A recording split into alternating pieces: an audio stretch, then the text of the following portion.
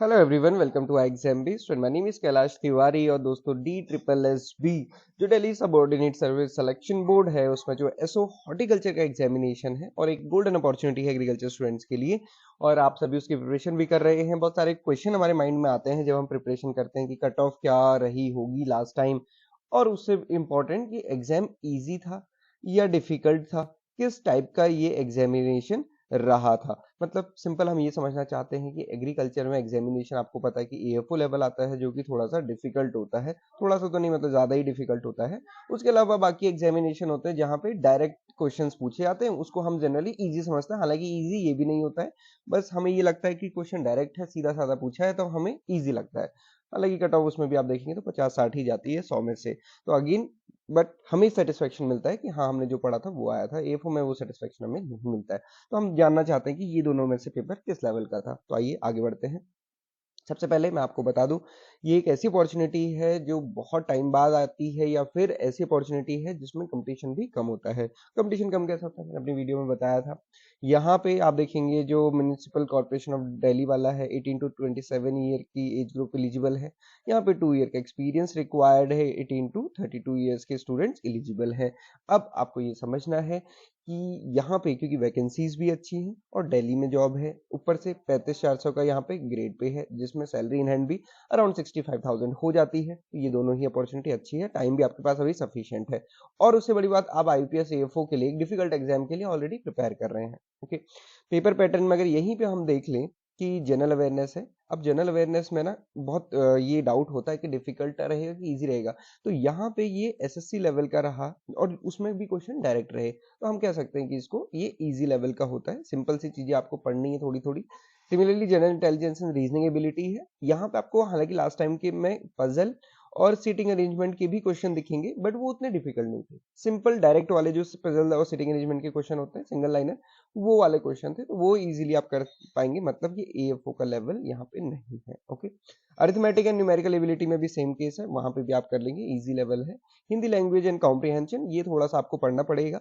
और जितने भी स्टूडेंट्स अपने स्कूल टाइम में हिंदी पढ़ा है, ये इस क्या कहते हैं कंफ्यूजन में ना रहें कि आप उसको कर लेंगे, क्योंकि ये ग्रामेटिकल हिंदी है, ये हमें नहीं आती है। मतलब इसको फिर से पढ़ना पड़ेगा। सिंपल सी चीज है, अगर हम कहें स्वर क्या है, व्यंजन क्या है, वर्ण क्या है, इसमें कौन पहले आया, तो हम उसी में कंफ्यूज हो जाते हैं। ओके, ये सारी चीजें पढ़नी पड़ती हैं, तो अगेन ये पढ़ना पड़ेगा आपको। हालांकि ये भी इजी रहेगा। ओके, तो ओवरऑल क्या है, 100 मार्क्स का ही रहेगा, 100 मार्क्स का एग्रीकल्चर रहेगा। अब एग्रीकल्चर इजी रहेगा कि डिफिकल्ट रहेगा, लास्ट ईयर के अकॉर्डिंग ये क्वेश्चन पेपर क्योंकि डायरेक्ट था तो हम इसको इजी में क्लासिफाई कर सकते हैं। बट अगेन इजी हम इसलिए बोल रहे हैं क्योंकि हमें जो क्वेश्चंस हैं वो ऐसे लगते हैं कि छोटे से हैं, डायरेक्ट है, देखे सुने हैं। अब उनका देखे सुने का आंसर हमें एग्जैक्ट पता हो, ये अपने आप में एक बहुत बड़ा कंफ्यूजन होता है। मैं आपको सिंपल सी चीज बताता हूँ, कोई क्वेश्चन आपके लिए बहुत सिंपल हो सकता है बट सेम क्वेश्चन किसी दूसरे स्टूडेंट के लिए डिफिकल्ट हो सकता है। जस्ट फॉर एग्जाम्पल, कोकोनट को किससे प्रोपोगेट किया जाता है, तो वो सीडलिंग है। अब अगर किसी को ये नहीं पता है कि सीड या सीडलिंग से प्रोपोगेट हुआ या किया जाता है, तो अगेन आप समझ सकते हैं कि ये कितना डिफिकल्ट हो जाएगा, क्योंकि कोई ऐसा लॉजिक भी नहीं है जिसको हम यूज करके आंसर कर सके ना।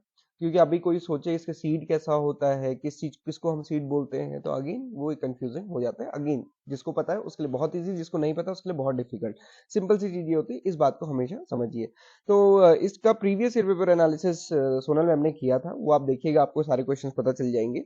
और यहाँ पे ये कट ऑफ भी दी है। तो ओवरऑल अगर हम कट ऑफ देखें, जो टीयर 1 का था आउट ऑफ 200, 200 में क्या था आपका 100 मार्क्स का ये जनरल एबिलिटी वाला पार्ट और ये सब्जेक्ट वाला पार्ट, तो आप देखिए उसमें 114 ही कट ऑफ थी, मतलब लगभग 60%। तो अगेन हम ये नहीं कह सकते कि पेपर बहुत डिफिकल्ट होगा या बहुत इजी होगा, मोर और लेस ये मॉडरेट टाइप का एग्जामिनेशन रहा। तो यहाँ पे 60% के अप्रॉक्स आप देखें कट ऑफ रही है जनरल की।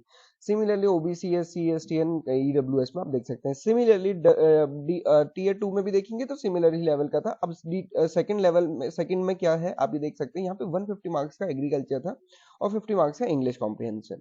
तो अब यहाँ पे ये थोड़ा सा समझना है कि 119 मार्क्स है, तो सीधी सी बात है कि कई बार तो पेपर इजी होता है तो 150 से ही 100 मार्क्स या 119 मार्क्स मिलते हैं। तो यहाँ पे ये देखना है कि इंग्लिश लैंग्वेज और कॉम्प्रिहेंशन, क्योंकि इसका 25% वेटेज है, तो इसका एक इंपॉर्टेंट रोल है जिसको आपको नेग्लेक्ट नहीं करना है। है ना, क्योंकि आप सभी को पता है जितने भी एग्रीकल्चर स्टूडेंट्स हैं, मैक्सिमम स्टूडेंट्स की इंग्लिश में थोड़ी सी गड़बड़ हो जाती है। बहुत सारे स्टूडेंट्स होते हैं कि जो इंग्लिश में नहीं कर पाते हैं या जिनका हिंदी से होता है। तो अब आप देखिए यहाँ पे इंग्लिश लैंग्वेज एंड कॉम्प्रिहेंशन है, ये इंग्लिश में ही होगा। तो जितने स्टूडेंट्स की इंग्लिश अच्छी होती है फिर उनको एक एज मिल जाता है। तो ये यहाँ पे ध्यान रखना है। एग्रीकल्चर का लेवल इजी हो या डिफिकल्ट हो, उससे उतना फर्क नहीं पड़ेगा, क्योंकि आप ये मान के चलिए जितना एग्रीकल्चर आपको आता है मोर और लेस उतना ही सामने वाले को भी आता होगा। कुछ ही स्टूडेंट्स होते हैं जो अपनी एक एज बनाए रखते हैं डिफिकल्ट सब्जेक्ट को पढ़ के, क्योंकि यहाँ पे हमने देखा है कि जेनेटिक्स प्लांट ब्रीडिंग से भी अच्छे क्वेश्चन है, फिजियोलॉजी से भी अच्छे क्वेश्चन है, जो हमारे अलाइड सब्जेक्ट्स हैं उनसे भी अच्छे क्वेश्चन है ना, एग्रीकल्चर के साथ साथ। तो यहाँ पे इंग्लिश को भी आपको अपनी दुरुस्त करके चलना है, तो स्टार्टिंग से इसको ध्यान रखिएगा, क्योंकि फाइनल में इसका 25% वेटेज है। मैं नहीं कहता कि जनरल इंटेलिजेंस, अर्थमेटिक और हिंदी वगैरह ये आप फिर भी कर लेंगे, जितना आपने एएफओ या बाकी एग्जाम्स के लिए पढ़ा है उतने से हो जाएगा। तो ये चीज आपको ध्यान रखना है। तो पेपर का ओवरऑल लेवल यही रहा है। कट ऑफ के बेसिस पे कुछ पता नहीं चलता, और ये कट ऑफ कोई इस बार के लिए टारगेट नहीं है। ये लास्ट ईयर का पेपर के बेसिस पे मार्क्स हैं। ये मार्क्स कुछ भी हो सकते थे। अब ये मार्क्स का यूज केवल उन्हीं स्टूडेंट्स के लिए था जिन्होंने लास्ट टाइम दिया था। आपके लिए कोई लॉजिक नहीं है। आपके लिए यूजफुल ये है कि किस सब्जेक्ट से कितने क्वेश्चन है। इंपॉर्टेंट क्या है, जेनेटिक्स प्लांट ब्रीडिंग से क्वेश्चन थे, पैथोलॉजी से क्वेश्चन थे, एंटोमोलॉजी से क्वेश्चन थे, प्लांट फिजियोलॉजी से क्वेश्चन थे, इकोलॉजी से क्वेश्चन थे, जिनको आप छोड़ के चलते हैं। हम जनरली एग्रोनॉमी, सॉइल साइंस को बहुत ज्यादा वेटेज देते हैं। आप देख लीजिए उससे कितने मार्क क्वेश्चन थे। और यहाँ पे हॉर्टिकल्चर से काफी क्वेश्चन है, डेफिनेटली होंगे ही, क्योंकि ऐसे हॉर्टिकल्चर की जॉब है, तो इनको सभी को करना है। अब इसमें ये भी नहीं करना है कि एग्रोनॉमी, सॉइल साइंस पढ़ रहे हैं और हॉर्टिकल्चर पढ़ रहे हैं, बाकी भी पढ़ना है। जो डिफरेंस आता है ना, इन्हीं मार्क्स से आता है। आप देखिए, और सबसे इंपॉर्टेंट ये होता है कि नेगेटिव नहीं करने होते हैं। ये सारी चीजें आगे भी आगे डिस्कस करते रहेंगे। ओके, पूरा कैसे इसको फोकस करना है, इंडिविजुअल टॉपिक कौन कौन से हैं, बहुत डिटेल में सोनल मैम ने ये बताया है। साथ ही साथ प्रीवियस ईयर पेपर एनालिसिस की पीडीएफ भी आपको मिल जाएगा, डाउनलोड कर सकते हो। सबसे बड़ी बात, कल एक स्टूडेंट ने कहा कि सर लिंक नहीं दिख रहा है वेबसाइट पे, तो ये लिंक है अवेलेबल, ये नीचे वीडियो में हम आपको दे देंगे, और हम अपने टेलीग्राम में भी शेयर कर देंगे, तो आप वहां से देख सकते हैं। ओके, साथ ही साथ जो हमारा DSSB का कोर्स है, उसकी हमारी इंट्रोडक्शन क्लास होगी 17 जनवरी को, कैसे करना है, कैसे चीजों को कवर करना है। और जो हमारा कोर्स है उसको आप ज्वाइन कर सकते हैं, जिसमें आपको हिंदी भी मिलेगी, साथ ही साथ इंग्लिश का भी रहेगा, और इस पे mock test, live classes, study notes, course video, सारी ही चीजें मिलेंगी। आप डेमो जरूर देखिए परचेज करने से पहले। कंपैरिजन सिर्फ प्राइस का नहीं होता है, कंपैरिजन ऑफरिंग्स का होता है, ये आपको समझना है। क्योंकि अगेन, जब हम यहाँ पे कोई चीज प्रोवाइड कर रहे हैं, जिसको हम अपना बिजनेस भी कह सकते हैं, कुछ भी कह सकते हैं, बट आपको ये समझना है कि आपके लिए क्या यूजफुल होने वाला है। ओके, सिर्फ ये नहीं है कि प्राइस कम है, आपके लिए यूजफुल होना चाहिए, क्योंकि मैंने जैसे इकोनॉमिक्स में भी आपको बताया है, टाइम की भी वैल्यू है और पैसे की तो वैल्यू है ही है, और दोनों ही लिमिटिंग है। और दोनों ही लिमिटिंग है, तो दोनों की ही आपको वैल्यू करनी है, और उस वैल्यू के साथ आगे बढ़ना है। किसी का कोई इशू है, कोई भी डाउट, क्वेरी, क्वेश्चन है, आप हमसे कनेक्ट कर सकते हैं। Thank you for watching this video and have a great day.